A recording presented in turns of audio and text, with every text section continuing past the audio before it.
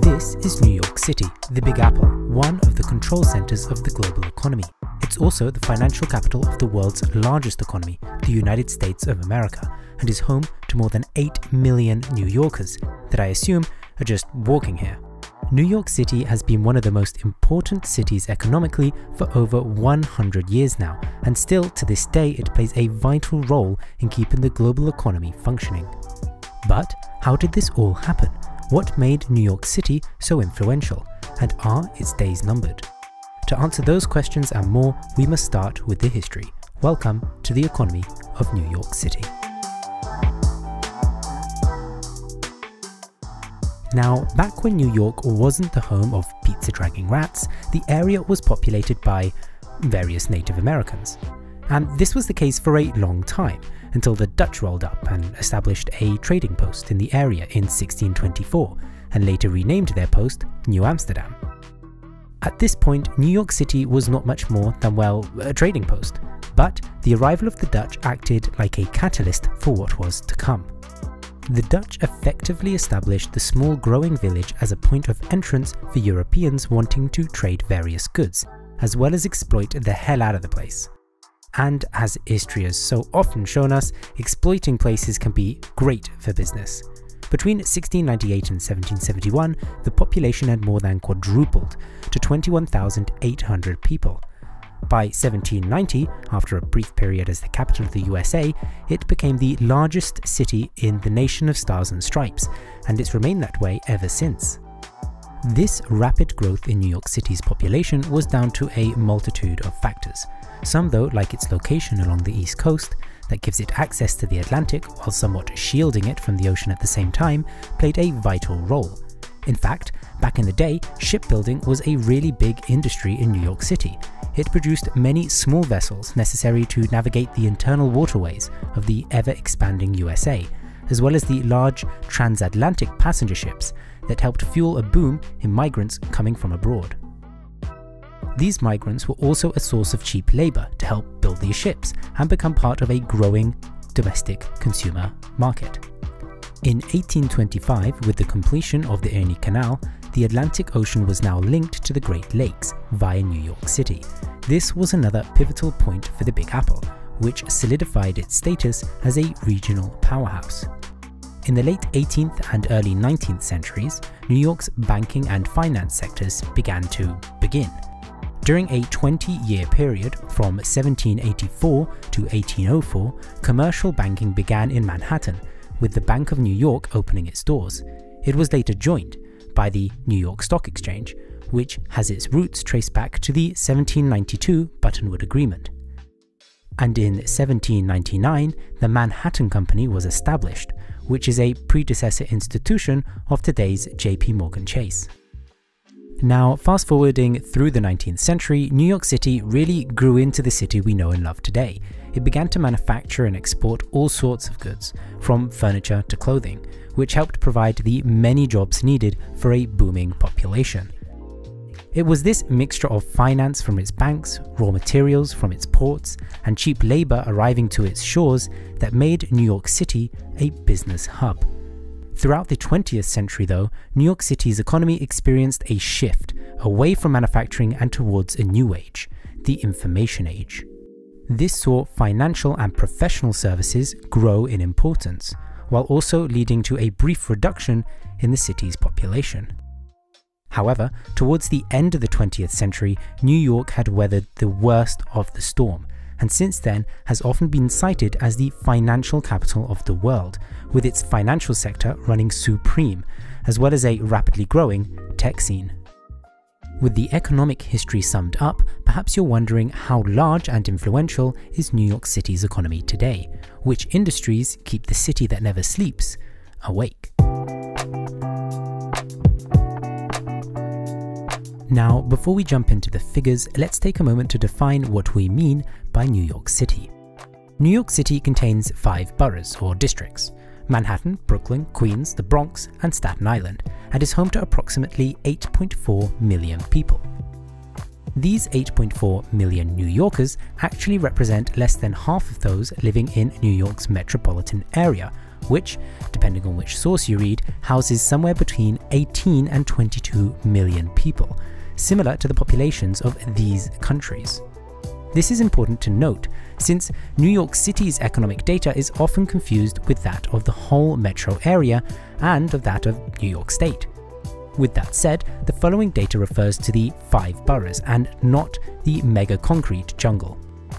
So, in 2017, New York City's GDP was $937 billion US.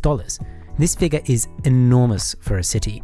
You can see it here when compared to other cities like Singapore, Hong Kong, and London. The Big Apple really stands out. In fact, it would be better to compare it to countries like the Netherlands and Indonesia, a country of more than 265 million people. This large economy puts New York City's GDP per capita north of $110,000. However, it's worth pointing out that the median household income in the city is $60,000, according to the Federal Reserve Bank of New York. Now, we're sure that most of you know that New York City is a booming economic hub, and that doesn't really need too much explaining. But perhaps you're not aware about what has been driving the growth of the city in the last decade, until 2020 came around with a baseball bat.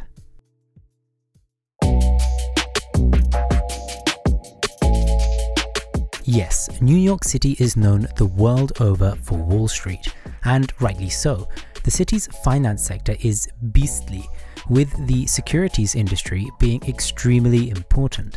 In fact, despite contributing less than 5% of the jobs in New York City in 2018, the securities industry represented 20% of all private sector wages paid. This is extremely impressive. But with only 15,400 jobs being added in the last 5 years in the industry, most New Yorkers aren't finding themselves on the average wage in the industry of $398,600. In order to understand what is driving most of New York City's growth, let's take a look at some graphs. Now, employment in the city King Kong once set foot in had been growing rapidly prior to the COVID-19 onslaught. In this graph, we can see that between 2010 and 2019, approximately 1 million new jobs were created. This is in contrast to its population, which has remained stable between the same time period. Now, it's worth pointing out that many people who go to work in New York City don't necessarily live in its boroughs, but instead live in the metropolitan area, the one we spoke about earlier.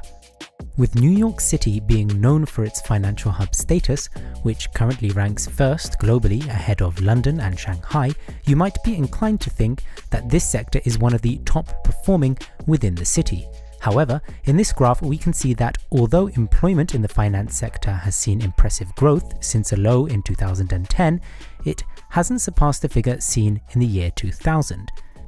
This doesn't mean that the finance sector is a dying sector, far from it, but rather that as a proportion of total employment, it's not as important as it once was.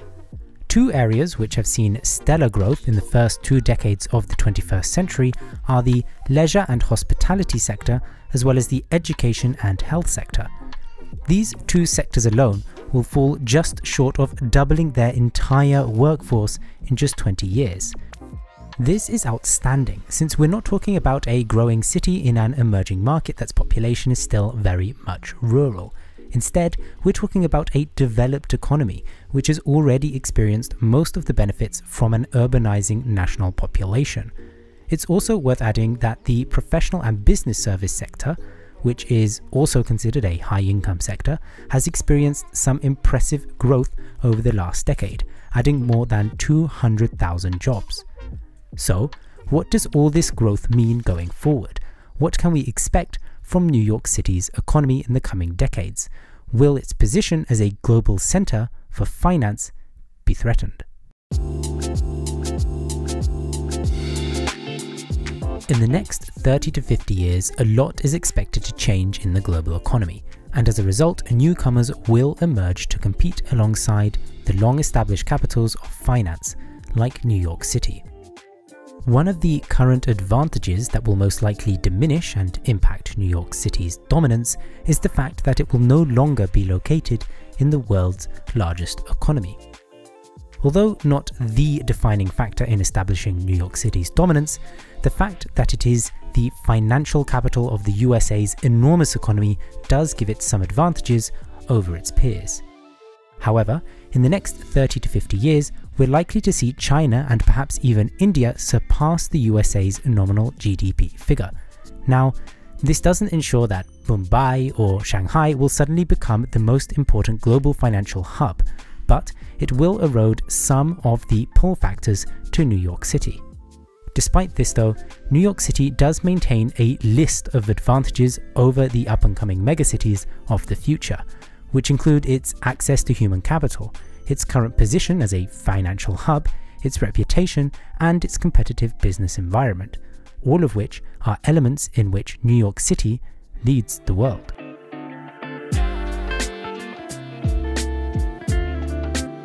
New York City is perhaps the most recognized city around the world. Its economic and cultural reach go far beyond the boundaries of its 5 boroughs, and its position as an open and welcoming city for international trade, investors and business are hard to compete with. As the next few decades come and go, I'd expect New York City still to play a relevant role in the global economy.